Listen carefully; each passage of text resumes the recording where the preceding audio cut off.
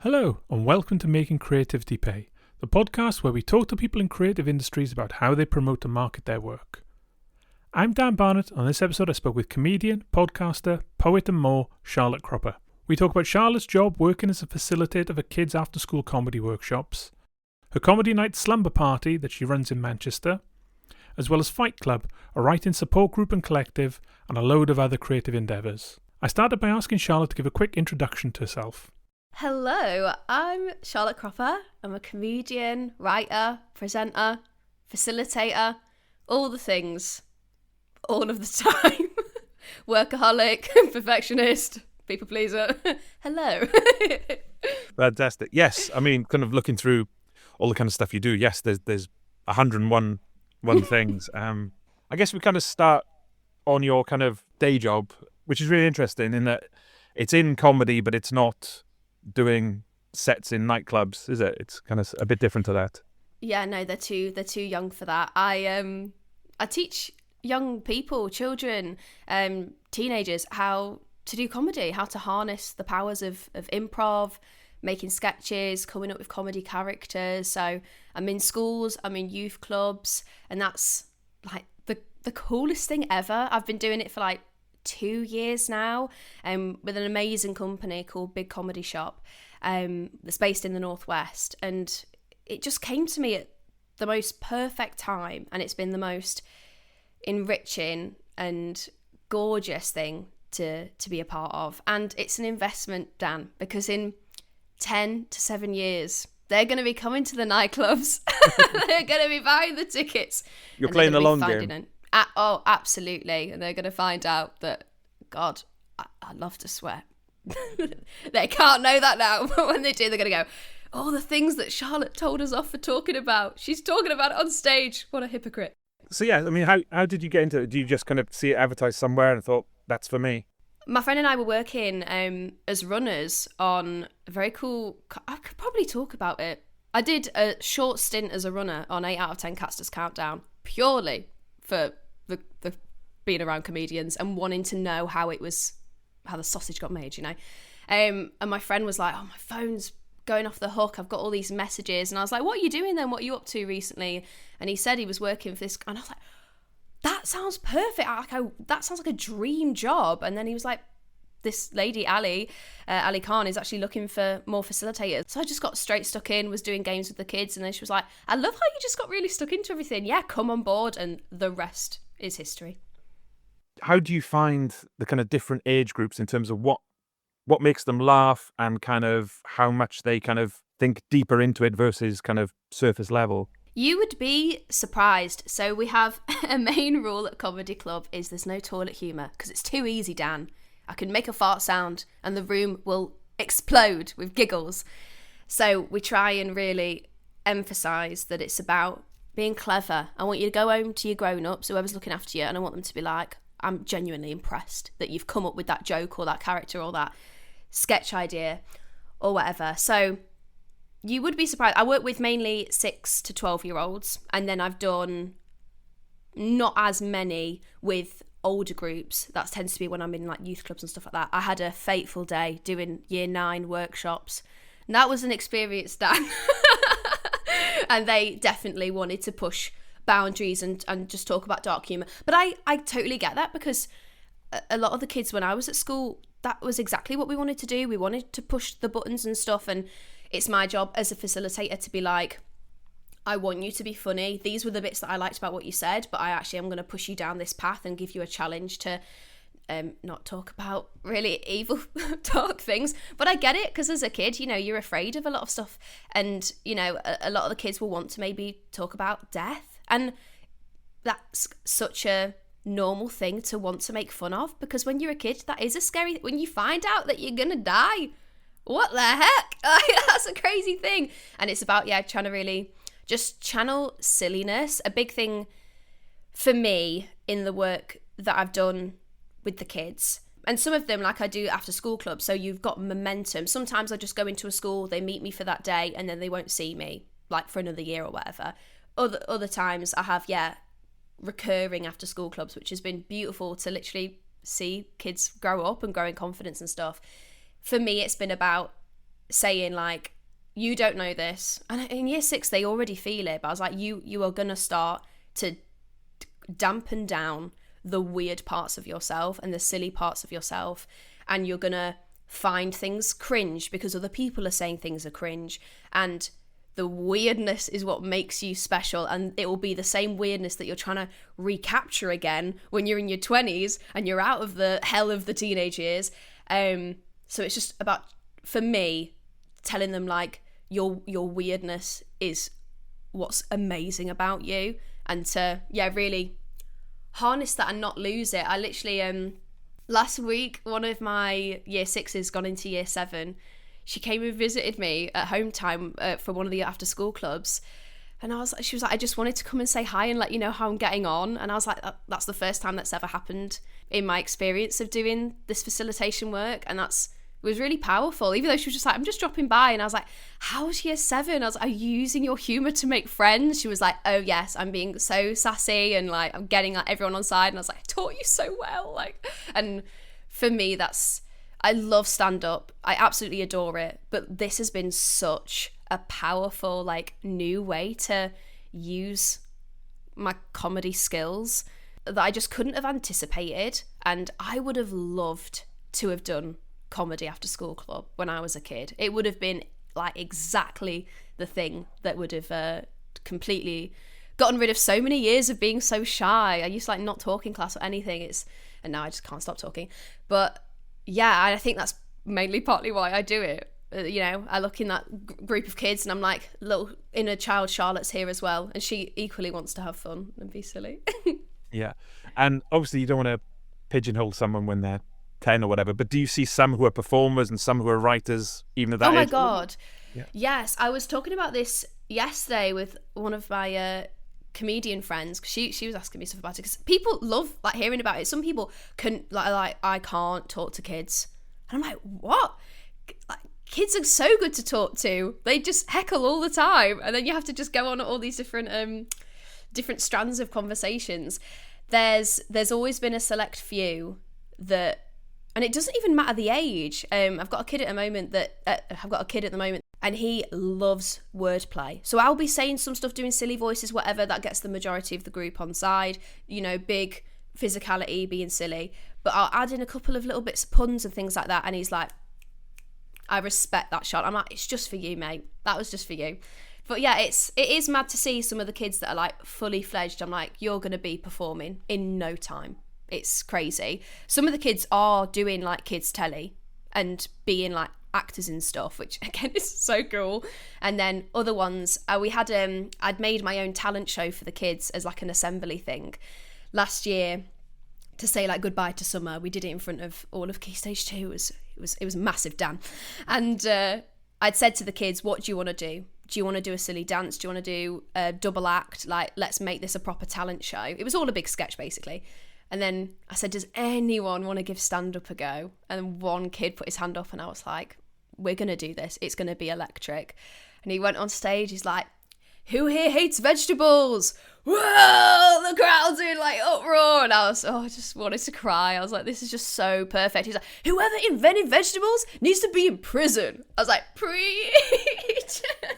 But know their audience. Yeah. First rules, isn't it? It was just so cool. And like they're buzzing then, and all the other kids at school are like, that was amazing. And it's the impact that it can have on the kids it's crazy. It is really crazy. So away from that, you've got Slumber Party, which you've been running for a couple of years now. I mean, again, what was the kind of start for that? You just wanted, I want a night that I'd go to and I'll do it myself kind of thing. That is literally it. I had a busy time of doing lots of these, like driving to the arse end of nowhere to perform to people that didn't want to see me. That's fair enough. I was like 22 at the time and would just be ringing my mum constantly like, oh, that one was really tough as well. And the MC brought me on talking about, oh God, I don't know if this would be suitable for the podcast, but I once got brought on to like an anecdote about getting tested for an illness that was very serious. And I thought, God, I hope this has got a really good punchline. No, it just the guy just thought that was a really good time to talk about awareness of that, and then was like, next up it's a woman, and it's Charlotte, no last name, woo, come on, and it was just awful. And it was lots of little ones like that, or like, this next act is dressed crazy, it's Charlotte. I'm like, what are you doing? And it was just so many of these, and my mum said, why are you doing this? And I was like, it's what you have to do. And I was just like, I just want to go to a space where it's lovely and the crowd is lovely. There's Excess Malarkey in Manchester is like my favourite place to gig aside from Slumber Party. And I was like, I just want a place that's like the same ethos as Excess, where people know they're just going to have a lovely time. They're not going to get picked on. The acts are going to be great no matter what, but also that there's, I don't know, a little bit something extra. I really love interactive things. I love Stamp Town, where it's like you get a lot of different activities happening, or like bits happening, actors coming in just to say one line and then running off. Like, I just love that kind of chaos. And so I was like, talking to my friend Beth on the train, we'd had a crazy day. Can I tell you this story of this crazy day? She'll love that I'm telling this. We had a magical day. We went on the train to Cambridge, never been there before. We were speaking about everything that we love about comedy that we used to grow up watching, and talking about that. And we were talking about Nick Helm. Shout out Nick Helm. And then we got off the train and we bumped into Nick Helm. And we were like, hey, what are you doing here? And he was like, what are you two doing here? And then we went to Lucy and Yak, which I'm not even wearing any Lucy and Yak today, but I'm typically always repping the brand. And they stopped me in the shop and they were like, can you be on our social media? We'd love to make a bit of content with you because you look so cool today. And I was like, what's happening? So now we were outside the street and pretending to walk down the street, going like this. And then, yeah, we were just sat out on the grass and we were like, today's a magical day. And we'd had all these other amazing chats about life and everything. It was beautiful. And then on the train back to hers, I was like, I really feel like we need to just start manifesting some things. I'm not fully like a believer in all that kind of stuff. Beth will tell everybody and anybody that I'm a witch because I seem to just sort of bring, I think it's because I blab. I tell everyone what I'm into and what I want to do. And so I think when things come about, they're like, oh yeah, Charlotte's been talking about that. Oh, she'd be good for that kind of thing. But anyway, I said to Beth, I want to have a space where it's like this and it's like that and it's this and there's games and there's this. And Beth just said, you're describing a sleepover, like as a joke. And I was like, well, maybe it needs to be a sleepover then. And then literally a week later, I was having a meeting with a venue that doesn't exist anymore, so sad. And Sam Stroker, who was the venue manager, and then brought me over to Fairfield Social Club where I am now. He was like, I love this idea, let's do it. And then from there, it just grew and grew and grew. And so, yeah, Slumber Party is a comedy show set out like a noughties themed sleepover. So there's stand-up, there's a lot of alternative comedy. I have a real mix of people that come and do it, which is amazing. And then we do sleepover games. So I've done games inspired by like pop culture moments, but I also do like your classic sleepover stuff. And then I've turned a lot of board games that you would have played as a kid into games as well. And so that's for the audience to win prizes. Sometimes the comedians take part in the games and it's like a cooperative mission. Sometimes it's just the audience. So we have a misogynistic mascot and he's called Bertie the Bear. And he's just a teddy bear. Because I don't know if you had this at primary school. Did you ever have like a teddy bear that you could take home at the weekend? Yes, this rings a bit. Well, my kids did, definitely. We did the train, did all that kind of stuff, yeah. It was such a big deal. And I remember for year 6, we'd had the whole year and I'd never got this bear. And I was devastated. And then on the last day of year 6, my teacher was like, one of you is going to have the bear for the whole of summer. And it was me, Dan. And I had this bear for the whole... And it was the coolest feeling to be like, oh my God, you guys had weekends. I've got unlimited, the summer holidays are forever and ever. And so I was like, oh, I need to have like a little mascot. But he's in a silk robe and he's basically like Hugh Hefner and he's everything that's wrong. And he tries to bring destruction to Slumber Party every single month. So I have a game that the audience play because they have to look after him because I'm too busy. I've got to run the show. So there's a little game for that. And then I'll buy like nostalgic prizes or things like that, or just cool stuff, kids magazines or whatever. And then there's a main game where people go up on stage and have to battle for whatever it is. My favourite game that I've ever done, and I don't know if I can do it again, because this was very much at the start of Slumber Party, where it was like health and safety, was a live action Hungry Hippos, and it was a lot of plastic balls, and it was a lot of the audience throwing them at the competitors, trying to like bag them in a mouth bucket. It was perfection, and I don't know if I can ever do it again, but I really, really want to. And how did you find, it's been going a couple of years now, so you obviously must be doing something right, but how hard was it at the start to kind of get people in? I knew there was a space, because when I'm like performing, there'll be some young people, and I was getting a lot of feedback of like, it's so nice, like after gigs, so nice to see someone that's also like Gen Z on stage, or even from like millennials and older people just being like, so nice to see someone talking about what I talk about on stage. It's very silly, girly-whirly, anecdotal stuff.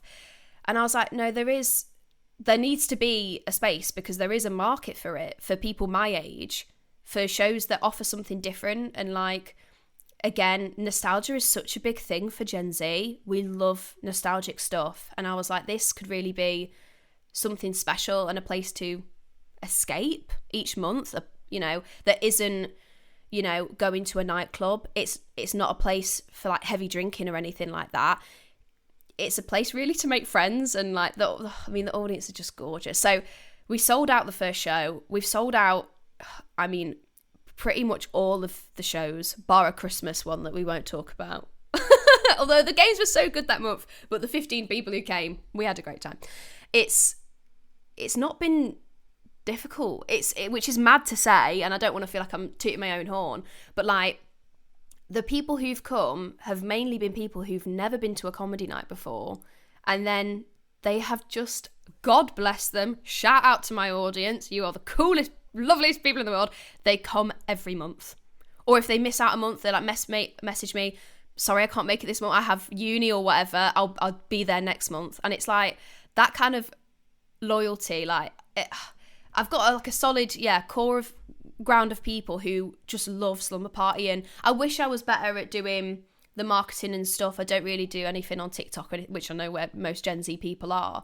I would just be walking around Manchester, always got flyers in my bag. This was like the first year of Slumber Party, when I had more energy, and if I'd be going to the normal shops that I go to, and a lot of them let me put up posters, which was really, really, I think, useful. I used to have a little thing where people bought tickets. I said like, where did you hear about us? And lots of it was like through posters, which was annoying because I really wanted to stop walking around Manchester so much. But then I was like, it's actually it's showing that loads of people are using that.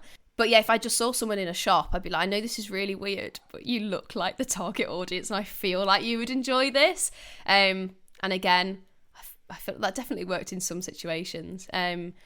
But yeah, it's been very weird marketing strategy from me, but it seems to have worked, and I'm so grateful. It's the best decision I ever made. It's completely changed the whole trajectory of my comedy career. I was just doing unpaid tens, trial, smash the trial, hear nothing again. It's the magic of Slumber Party just gave me that, I don't know, bit of reputation in the industry, and people suddenly started taking more notice, and the comedians who've done the show luckily they've had a lovely time, so they've been recommending it to everyone. Like, I speak to people, London acts, and they're like, I've heard of the show, I've been waiting for you to message me about it. And I'm like Slumber Party's only got like 500, 600 followers on Instagram, and yet has this reputation. Like, it's so cool, and I love it to pieces. And yeah. Yeah. And I guess there's kind of always a balance with something like this. When it does well, you kind of think, well, let's do more of it. Let's do a Slumber Party in London. Let's do whatever. Let's do Slumber Party at the Fringe.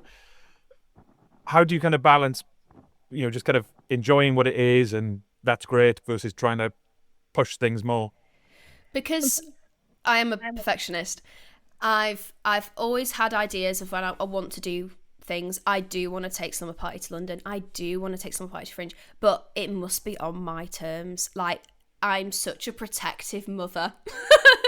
of the format and of the ethos of the night, and how the audience have to feel that there's been opportunities in the past and then it's fizzled out, and I've just said, no, this doesn't feel right. I'm not condensing it. I'm not changing this about it. I'm not booking certain people for it. Like, yeah, I've been very, no, I'll wait, which I'm a very impatient person. Like, I've been, since I started comedy, I was like, why am I not presenting, like, telly right now, you know? So it's been a real, like, lesson of honing. Like, even in this season of Slumber Party that I'm doing this autumn, I'm experimenting and I'm trying new things because I do want to take it to the fringe, and I'm trying to think of new segments that can fit within an hour's format for comedians to hop in and hop out. And I am also planning a London show, and that I'll hopefully be able to announce that soon. I'm so excited. I feel like I'll just say the date in case anyone is in London. It's the 24th of February. Please come. I want to make a massive deal about it. But again, that's been so long in the making, because I'm very, very precious of it all. And especially when it's the first time, I want to come in and be like, bam. I don't want to do it safe. Like, I want people to be like, this is just as cool as it is in Manchester. So yeah, but it's taken this time for me to feel ready, and I started it in September 2023, which is mad. I feel like I've only been doing it for like 6 months, and then I look back and I'm like, oh, I was so young. I didn't know all the things that were going to happen, which is really cool. So yeah. And then, so you've also then got writing collective Fight Club. Mm-hmm. It's interesting kind of, talking to people about, there's like Humour Mill in Glasgow, there's various bits in London, Sketchburn and all that kind of stuff. In terms of that, again, did you just want to kind of think, I want somewhere where I can work with others, or you thought there was a kind of a gap in the market and that kind of thing? Yeah, so Fight Club is predominantly, it's just a meet-up space. So me and Beth Moore, my best friend, who, she has a guest spot at Slumber Party as well. She'll do like a deep dive on a film every month. So she has a segment. We were always chatting about the industry, always boosting each other up. She is my absolute rock. She's my world. She's my comedy wife. And we just seen somebody had posted on their Instagram, I'm taking a break from comedy. Like, don't DM me. I just need some time. And it was a female comedian. And we both text each other at the same time. And then we were like, let's just FaceTime. we were clearly both free. So we just FaceTime. We were like, it's just so disheartening again to see women having to take a step back from stuff because of what the industry can be like. And then Beth was like, we should just start a meet up and let's just do it. And then we were like, well, what should we call it? The most important thing, to decide when you organise something like that. And she was literally she had Fight Club on the book, like just on her bed, and she was like, should we just held it up, and I was like, yeah, for the first one, let's just call it Fight Club. And then we put it out and just sort of said, for anyone in the Northwest, women and non-binary comedy writers, comedy performers, and if you fit under that umbrella, if you think even 1% you fit under that umbrella, you're welcome.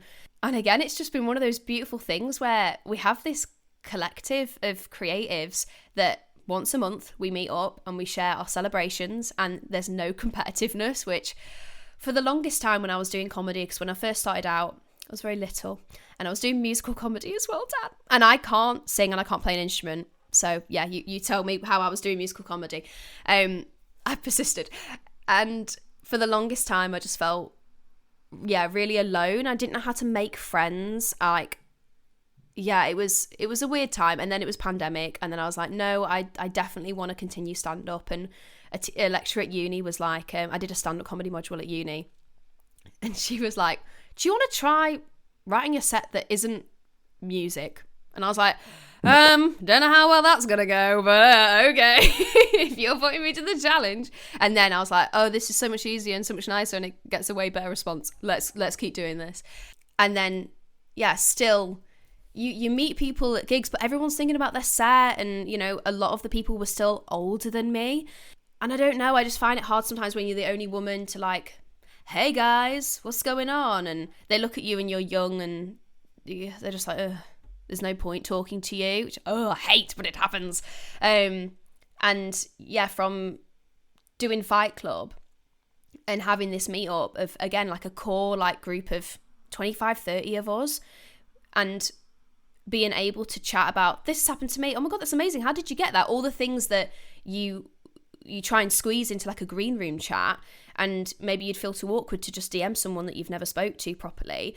Suddenly we have this, like, I don't know, a whole new I can't think of what the word is, but a whole new environment where we share each other's wins, we big each other up, but we also do grievances, things that have irked us that month, whether it be tiny or massive, and we're there to support each other. And then if we're done nattering, then we will do some writing, but mainly it's just to sort of have a check-in and go, no, this is actually a universal experience. Oh, that happened to me at that gig as well. Oh, have you seen this gig? It looks brilliant. Oh yeah, I did it. You should definitely apply. What's the email? Oh, it just has opened up so many doors for like everyone. And I literally had a message the other day from one of the members being like, I've never felt more like welcomed into a space, and like I feel really safe at Fight Club. And they don't live in Manchester, they travel to be with us each month, and that's just massive to me. And it's the same with working with the kids, like it is that giving back, and I've finally sort of found those friends that when I was a little comedian, that I craved so much, having like finding your tribe, like you'll find your tribe. And when I was first starting, the tribes were like, we are full. There's no room for you in the tribe. And now it's like, yeah, there's a beautiful collective of people in the Northwest that, yeah, really do uplift each other. And it's made a massive difference. It's kept me in the industry.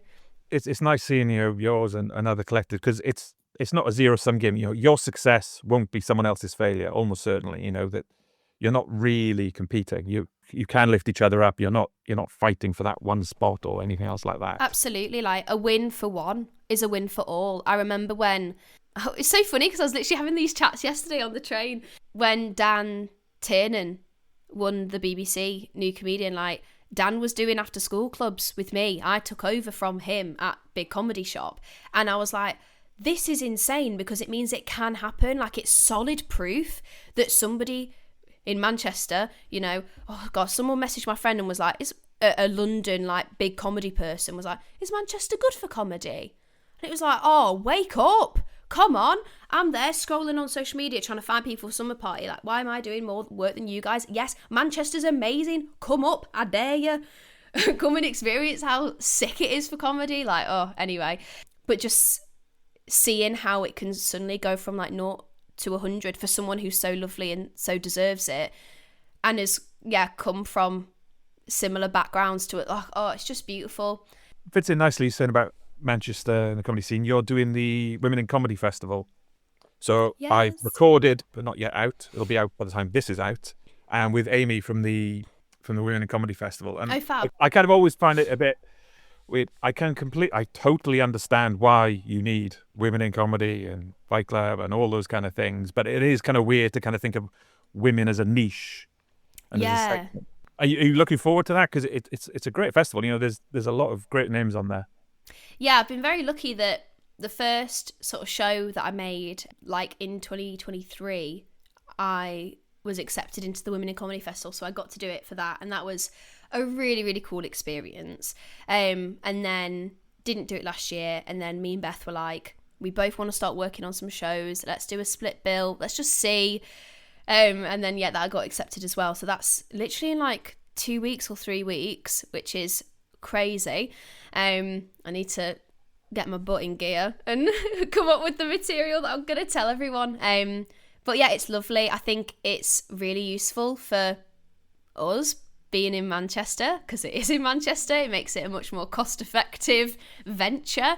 I think for like London acts and people coming from elsewhere, it's one of them where maybe it's a bit trickier, because you've got to come over, and also you're like, is there an audience for me here? Whereas I'm like, Slumber Party people, you better be coming to watch me do my normal stand-up, come on. I think, if it wasn't in Manchester, I think I would find it harder to like get to. Like, so if it was in London, for example, that's so costly for me. So in that respect, it's really, really cool to have that literally on our doorstep. And what I really love this year is there's no shows clashing with each other, which again just makes it so much easier for the audience to not have to choose between the women. They can watch all of us. So yeah, I'm really, really excited for that, and intrigued because I'm doing it in a venue I've not been in before. I think it's gonna be fun and be silly. Our show is called Screaming, Crying, Showing Up, and our poster is very unserious. We had a lot of fun making it. We put some hidden icons in the poster just for anyone on Instagram who wanted to have a little game. We put the ghost of James Spader in there as well. Again, just for a bit of fun. Beth loves James Spader, so that was for her. And so for something like that, so you're sharing are they two completely separate shows? Yes, so we'll each do half an hour. Beth's working on some stuff about sort of taking her segment from Slumber Party, DVD Menu Scream, and taking from that her favourite jokes and things that she's written about film. And James Spader is naturally going to feature in there somewhere. She's obsessed with the man. So she'll be melding that into a 30 minutes as well. Yeah. And so, again, not trying to run before you can walk, but, if you've got the 30 minutes and, it seems, I think it still is to a large extent, the be-all and end-all is Edinburgh. In your head, are you thinking, right, this 30 minutes becomes a 45, becomes an hour? Absolutely. Yeah, it's weird because I'd had a scholarship from my university when I graduated, and I spent that scholarship working on this first show. And when you look at like other comedians around my age at the time, like 23, they were debuting, and I was like, well, I should debut then. And then when you actually look at it, it's like, well, I have no production company, I have no agent, I have no money, it's not going to happen. And it made me feel sad for a bit, because I was like, oh, I'm like falling behind. Obviously now I'm like, there's no such thing. Like, comedy is a treadmill that you can jump on and off at will. This is entirely my choice, Dan, to be putting myself through all of this. And then looking back on that show now, I'm like, oh yeah, that's not the debut show. It's not. And then hopefully this one will be. I feel like it's got a real, edge to it, and I love puzzles. And I feel like that'll be, again, it's something like with Slumber Party, it's something a little bit different for the audience. Like, straight stand up, you have to be really engaging for me to like stay switched on now. I want something different. Give me a Sudoku. I will not be doing Sudokus in the show, just as I say. But yeah, that is the plan. I would like to maybe do it, as a whip at the Fringe next year. If I end up going with Slumber Party, I feel like while I'm up there, I may as well absolutely fill my time and do as much as I can. Do you know what I'd love to do? I'd love to do Slumber Party for kids. That would actually be, if anyone's got any advice listening, please get in touch with me. I think that'd be so cute. I will not make them pelt plastic balls at each other, but it will be adorable. That would then be the plan, I reckon. So away from the comedy stuff, you've recently taken part, as of recording, you've taken part already in the Words Festival. Was that last week? Yes, and this has literally been one of the craziest weeks of my life. And I was in Glasgow yesterday filming something for the telly, which is mad. This is a Cropper Chopper exclusive. I can't tell you what it is. I don't think I'm allowed. But it was so last minute. I found out at like 5 o'clock the day before that I would have to wake up at 4 a.m. and I had a gig, but I'm the world's bravest soldier, so I got on with it. And I'd been really hoping for a lovely Thursday where I could just relax. It didn't happen, and then obviously I knew I had this, and then I had Words First on Sunday, and so that was an opportunity I'd seen. I literally don't know where I found it, but it was just a scheme advertised on the BBC. It said, "Are you an MC?" Which I don't think they meant in the comedy sense, but I was like, yes. Are you an MC, a poet, a rapper? Again, I was like, not for many, many moons. That was the musical comedy that I used to do. Let's not talk about it though. Are you a poet, MC, rapper, performer, or spoken word artist? And I was like, I'm a bit of some of them.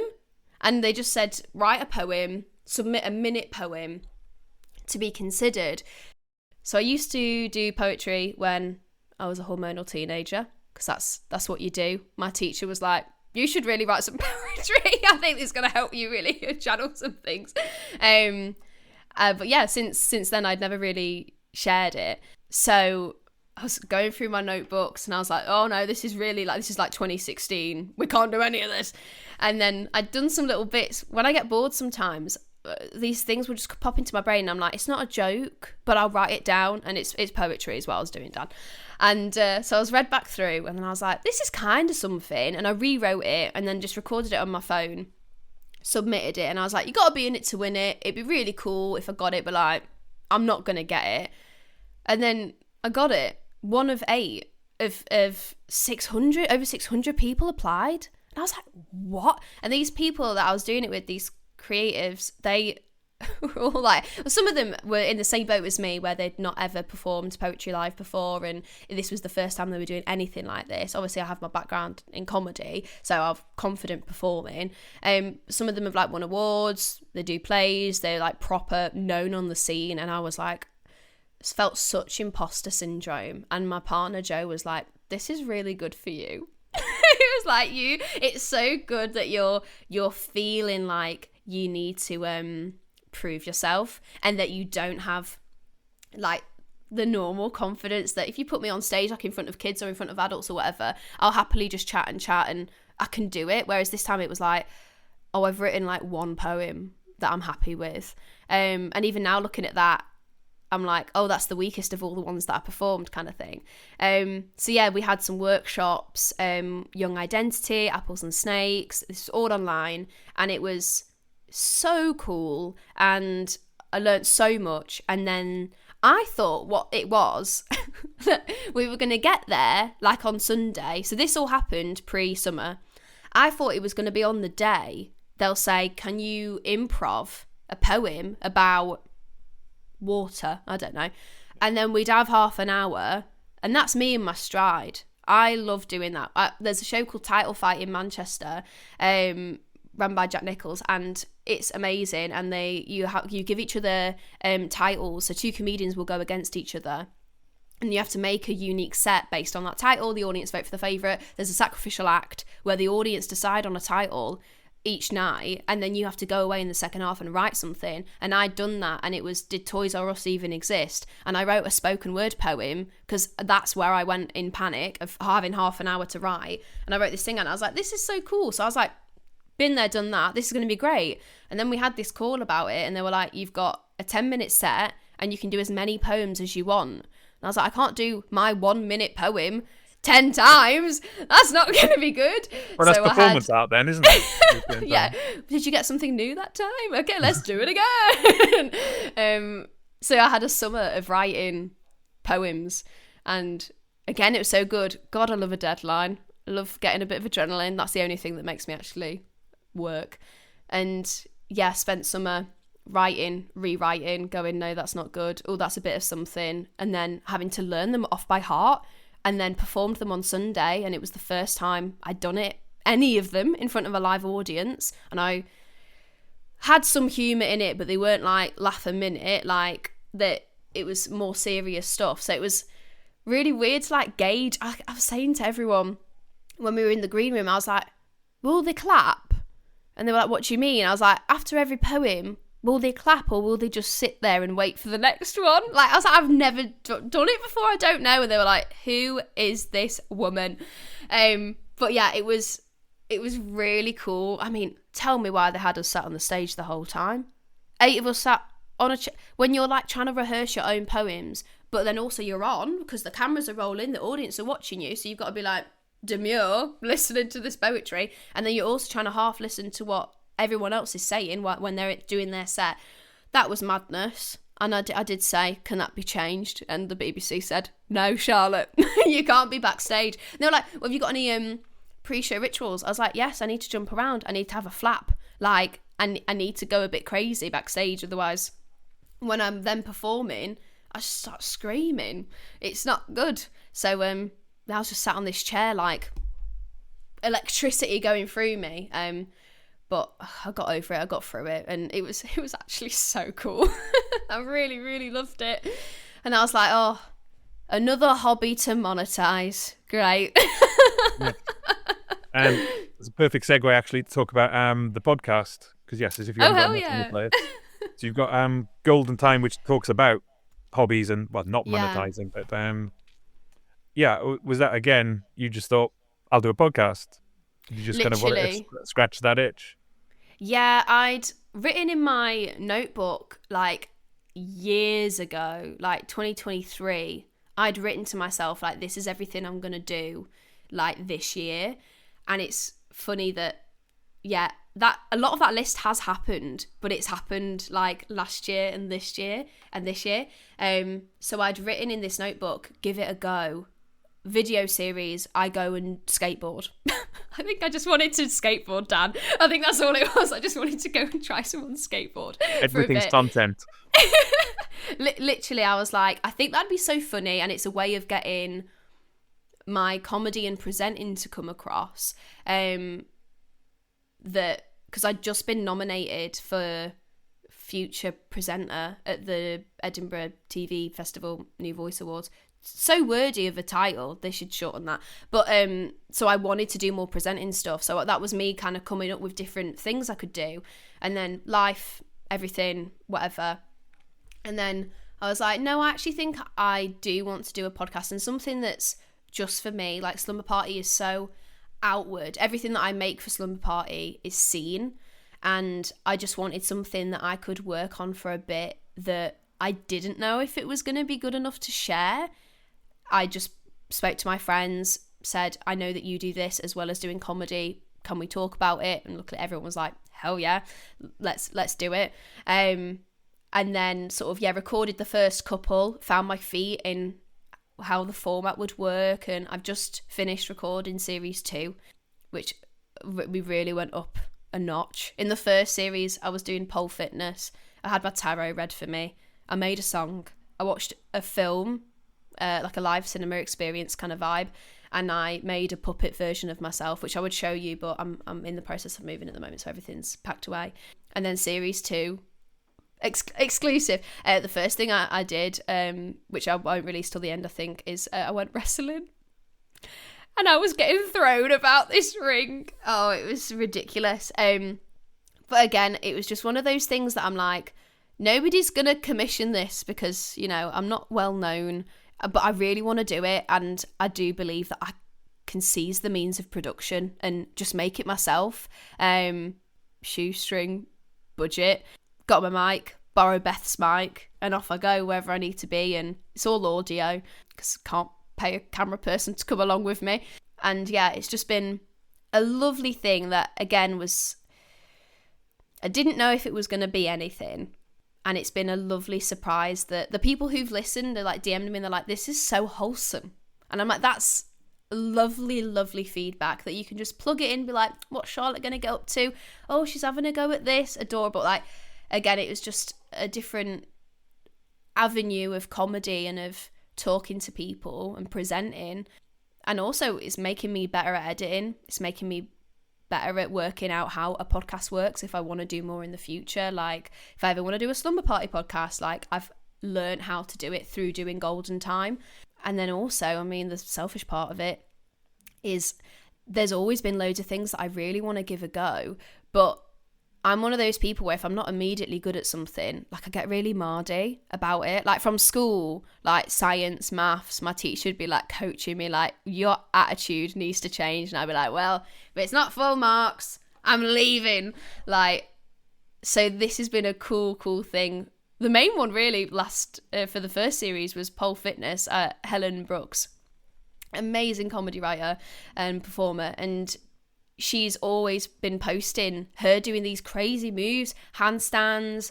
She does everything under the sun, like sports wise and fitness wise.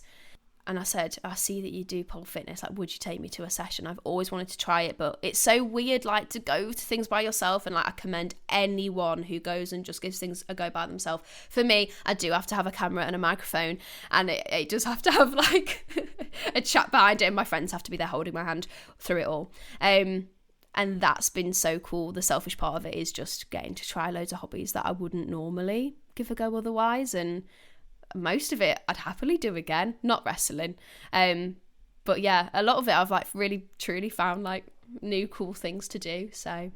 And I know that the first set you brought out weekly, there's no right answer on any of this. I mean, did you think about doing it monthly to kind of, you'd keep having something to push out over a few months? Because obviously there's quite a lot of work putting them. You can't just bang them out every week. Oh, I mean, maybe that's a clever idea and I didn't. They were banged out. Again, because it was just like, it's just a little treat, a little golden time treat that I didn't want to like over market it. Like, I just wanted to be like, I've made this actually, and here we go. And golden time at primary school was like an hour's time that you got to have on a Friday afternoon to do whatever you want, read, do Lego, other things, crafts, whatever. And so I was just like, well, I'll just do it every Friday afternoon for the first series. And I didn't know that I was going to do a second series when they came out. I was just thought, well, that'll keep the social media going into summer and I'll have more content to post after that point. So it was just sort of like, well, that's something to keep going every single week. And I don't know, it was kind of like a nice momentum for like the summer that it came out every week. But maybe I should have done it monthly. I don't know. It's always difficult. Yeah, it's nice that it's a self-contained kind of thing. You were saying it was kind of audio only. I know, obviously, professional cameras at all cost and everything, but were you thinking about doing something rough and ready, or you kind of just wanted to focus on audio? Yeah, so I did film the wrestling episode because my friends were like, if you don't get that on video, I'm going to be really, really annoyed because I want to see you being absolutely like, thrown over, whatever. You've got to get the footage of that. So I did film that. I'd love to do it properly. I think it's a really cool format. But again, I'm like, with rushing things, I'm like, if anyone, professional, production company, whatever, if they want to come and help me take it to the next level, they are so welcome to get in touch with me.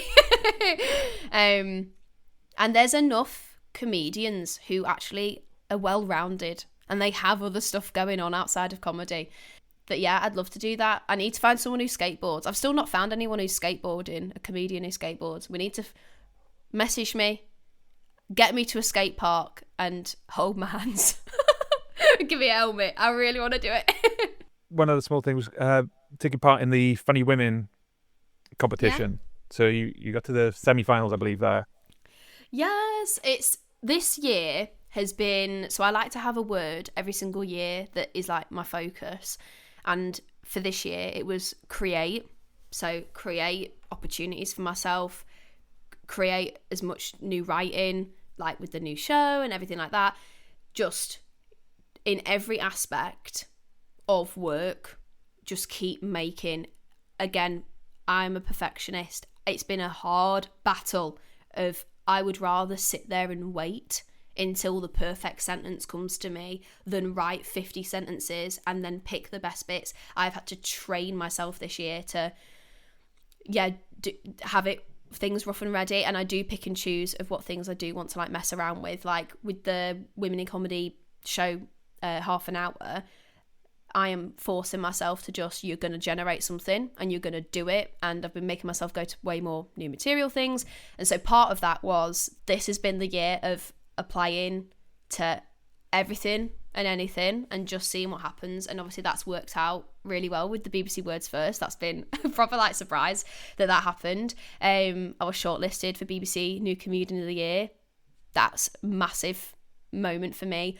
And then same with Funny Women, getting through to the semi-finals. Never got through to the semi-finals before.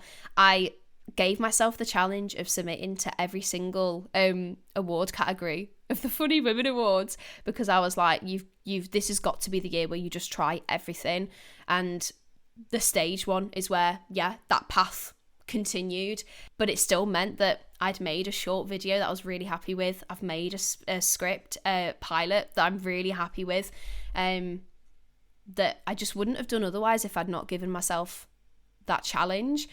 So it's been super, super cool, because you get so many rejections. It's the same as like if you're acting and stuff like that, or wanting to be a writer and applying for competitions and stuff. There's so many rejections and so many silent rejections that you get in comedy. You apply for a gig, you don't get a no. You just get blanked, or it's, yep, you're in kind of thing. So it is one of those things where it rolls around each year, or a competition comes up and you're like, there's no point applying because I'm just going to get rejected and I don't want to have that pain or whatever. But this year I was just like, you're going to try everything. And I've got so many like templates of applications that I save so that it is as low energy as possible to apply. Like with the BBC and the Funny Women, I had my clip ready, I had my blurb ready to just send off, and I literally forgot that I had applied. And that very rarely happens because I'm so hot on the comedy world and the comedy industry. It's very much my special interest. I love knowing everything, who's signed to who, what agents moved from whatever, like, oh, I love it. So it was, yeah, a proper shock to be getting these emails. And like, probably when I had the news of getting through, like, I experienced white noise in my body. My whole body shut down and I saw white noise. I've never had that ever in my life. And I was like, this is crazy. And yeah, it's just been super, super cool. Obviously, this has been so nice to chat about this all today, because I don't really stop and acknowledge. I feel like that's quite a relatable thing as well, is like, it's always like, next thing, and you've waited ages to get this thing, and when you get that thing, you have that immediate like, oh my God, this is the coolest thing ever. And then your brain goes, yeah, been there, done that. Yeah, you've not done this, like, though, have you? You know, what are you going to do next summer? You're going to do the Fringe, and then yes, you literally just, it never stops. It's always like, yeah, trying to keep climbing the ladder. But this has been so nice to actually be like, do you know what? I really have had a year of creating, and it's paid off. Like, when you messaged me, I was fangirling so hard because I love listening to this podcast. Avid listener, first time guest.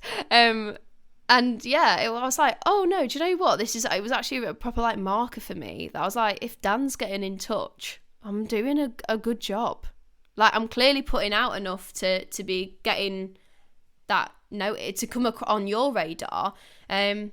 And then I was like, but how do I make creativity pay? And then, yeah, going over it today has been really cool. I've kind of always thought, you know, I started this like 4 years ago and came up with the name, and it almost kind of tied to it. And it kind of feels, whether that some people think that's about, you know, high performance podcast, become a millionaire, you know, get your villa in Tuscany kind of thing from creativity. But it's more, people just want to be able to keep doing it and totally. do it. You know, there's people who are, you know, hugely talented who can't do the Fringe, or can only do, you know, 1 week instead of a month. You know, all those kind of things where, yeah, everything's so difficult, and, you know, monetizing feels icky, but you have to some extent. Otherwise, yeah, you can't keep going unless, you know, you've got some kind of trust fund or whatever. You know, it's kind of hard.